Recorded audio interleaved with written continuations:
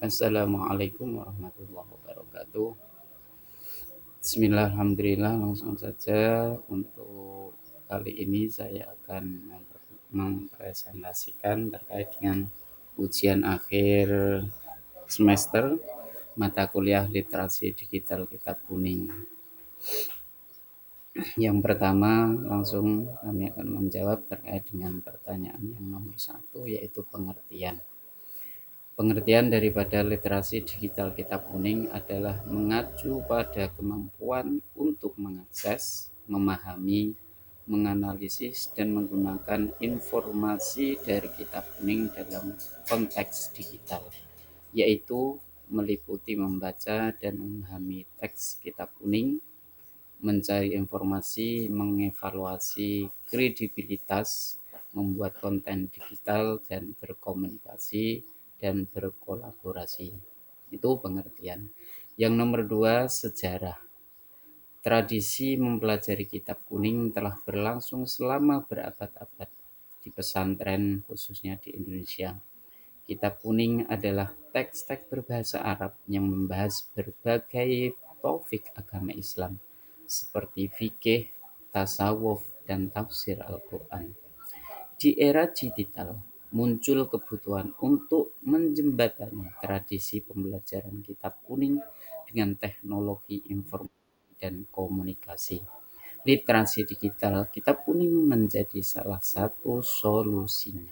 Itu sejarah. Kemudian tujuan daripada mata kuliah literasi kitab kuning diantaranya adalah untuk yang pertama memperkenalkan konsep digital kepada santri dan masyarakat umum. Yang nomor 2, meningkatkan kemampuan santri dan masyarakat umum dalam mengakses, memahami, menganalisis, dan menggunakan informasi dari kitab kuning dalam konteks digital. Nomor 3, membangun komunitas online untuk belajar dan berdiskusi tentang kitab kuning. Tujuan yang nomor 5 adalah menyiapkan santri dan masyarakat umum untuk menghadapi tantangan dan peluang di era globalisasi atau era digital. Kemudian pertanyaan yang nomor 2, pesan ada apa dengan diri manusia dan apa yang harus dikenali di dalam diri manusia itu bisa menjadi awal mula perjalanan untuk mengenal diri sendiri secara lebih dalam. Proses perjalanannya bisa dirangkum sebagai berikut. Yang pertama, pertanyaan dan keingintahuan. Semua berawal dari rasa ingin tahu dan pertanyaan tentang hakikat manusia itu sendiri. Manusia berbeda dengan makhluk hidup lainnya karena memiliki kemampuan untuk berkontemplasi, merenungkan keberadaan dirinya. Pertanyaan ini menjadi titik awal untuk memulai penjelajahan ke dalam diri manusia itu sendiri. Yang kedua adalah introspeksi dan observasi. Setelah muncul pertanyaan, langkah selanjutnya adalah melakukan introspeksi dan observasi terhadap diri sendiri. Proses yang nomor 3 adalah belajar dari pengalaman. Pengalaman hidup, baik yang menyenangkan maupun yang menyakitkan, biasa menjadi guru yang berharga melalui pengalaman. Kita bisa belajar tentang diri sendiri, apa yang menjadi motivasi, nilai-nilai yang dipegang, dan bagaimana cara menghadapi tantangan. Yang keempat adalah belajar dari sumber lain. Selain introspeksi dan pengalaman, kita juga bisa belajar mengenal diri sendiri dari sumber lain. Nomor 5, pemahaman dan penerimaan diri. Seiring dengan proses perjalanan ke dalam diri sendiri, pemahaman tentang diri sendiri akan semakin terbentuk. Ini termasuk menerima kelebihan dan kekurangan diri sendiri, serta mengetahui potensi yang dikembangkan. Nomor 6, perjalanan yang berkelanjutan. Mengenal diri sendiri bukanlah proses yang selesai dalam waktu singkat. Ini adalah perjalanan seumur hidup yang terus berkembang seiring dengan bertambahnya pengalaman dan usia. Kemudian soal nomor 3, perjalanan iman, Islam, dan ihsan menuju peradaban manusia. Iman, Islam, dan ihsan bagaikan 3 pilar yang kokoh dalam membentuk peradaban manusia yang mulia atau al-insanul kamil. Perjalanan dari ketiganya memiliki hubungan yang erat dan saling melengkapi. Bagaimana anak tangga yang mengantarkan manusia menuju puncak peradaban. Yang pertama adalah iman. Iman adalah pondasi percaya dan yakin. Iman merupakan pondasi awal dalam perjalanan ini. Ibarat pondasi bangunan, iman menjadi dasar keyakinan teguh terhadap Allah Subhanahu wa taala, malaikat, kitab-kitab Allah, Rasul, hari akhir, dan qada dan qadar.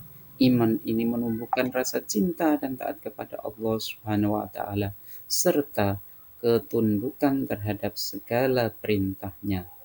Nomor 2, Islam menerapkan ajaran dan pedoman hidup. Di atas pondasi iman, Islam hadir sebagai pedoman hidup yang sempurna. Ibarat tubuh bangunan, Islam memberikan aturan dan tuntunan dalam berbagai aspek kehidupan, mulai dari ibadah, muamalah, hingga akhlak. Dengan mengikuti ajaran Islam, manusia diarahkan menuju jalan yang lurus dan terhindar dari kesesatan. Nomor 3 adalah ihsan, puncak pengabdian dan kebaikan. Ihsan merupakan puncak perjalanan menuju peradaban manusia, ibarat atap bangunan yang kokoh. Ihsan menandakan tingkatan tertinggi dalam mengamalkan Islam. Ihsan diartikan sebagai beribadah kepada Allah Subhanahu wa taala dengan penuh rasa cinta dan takut seolah-olah melihatnya, atau minimal yakin bahwa Allah Subhanahu wa taala melihat kita. Ihsan juga berarti berbuat baik kepada manusia, makhluk ciptaan Allah Subhanahu wa taala dengan penuh ketulusan dan kasih sayang.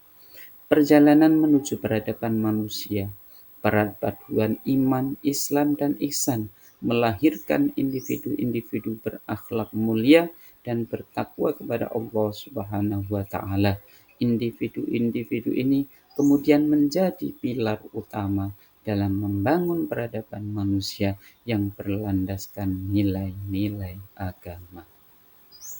Berikutnya pertanyaan nomor 4. Dalam Islam, semua sholat yang dikerjakan dengan benar dan tepat memiliki potensi untuk mencegah manusia dari perbuatan keji dan mungkar. Sholat lebih efektif dalam mencapai tujuannya adalah yang pertama dikatakan sholat yang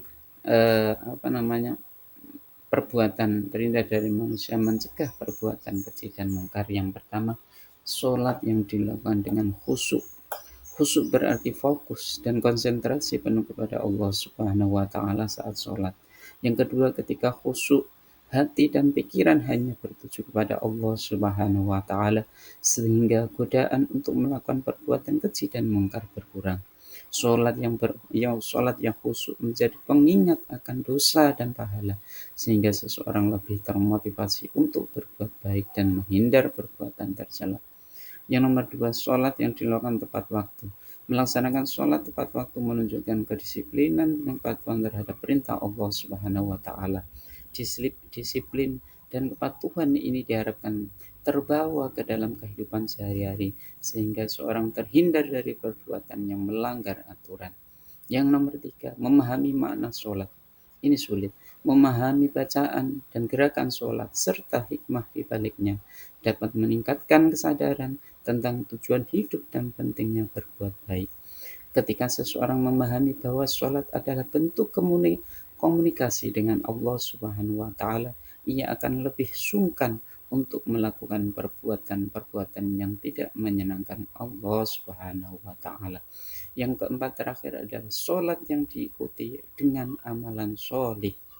Sholat yang baik tidak hanya mencegah dari perbuatan buruk, tetapi juga mendorong untuk melakukan kebaikan. Sholat yang diiringi dengan amalan sholih lainnya, seperti sedekah, membantu sesama, dan bersikap jujur akan semakin memperkuat benteng moral seseorang. Kemudian yang terakhir soal yang nomor 5 adalah pengertian akhlak dan adab, persamaan dan perbedaannya. Akhlak dan adab adalah dua istilah yang sering digunakan dalam konteks Islam, namun memiliki makna dan ruang lingkup yang berbeda. Berikut adalah kami akan menjelaskan terkait hal tersebut. Yang pertama adalah akhlak. Pengertiannya dulu, pengertian akhlak secara etimologi berasal dari bahasa Arab, artinya akhlak yang berarti parangai atau watak, tabiat atau kebiasaan. Secara istilah, akhlak mempunyai arti atau mempunyai pengertian sebagai sifat yang tertanam dalam jiwa manusia yang mendorong untuk melakukan perbuatan baik secara spontan tanpa paksaan. Sifat ini tertanam kuat dalam diri seseorang sehingga menjadi kebiasaan dan memengaruhi perkataan dan perbuatannya, baik dalam keadaan sendiri maupun di hadapan orang lain. Itu akhlak. Yang nomor dua, adab. Pengertian adab secara etimologi berasal dari bahasa Arab adab yang berarti sopan santun, kata takrama, atau nilai kesopanan. Secara istilah, adab diartikan sebagai aturan atau kaidah yang mengatur perilaku manusia dalam berinteraksi dengan orang lain, baik secara lisan maupun tulisan.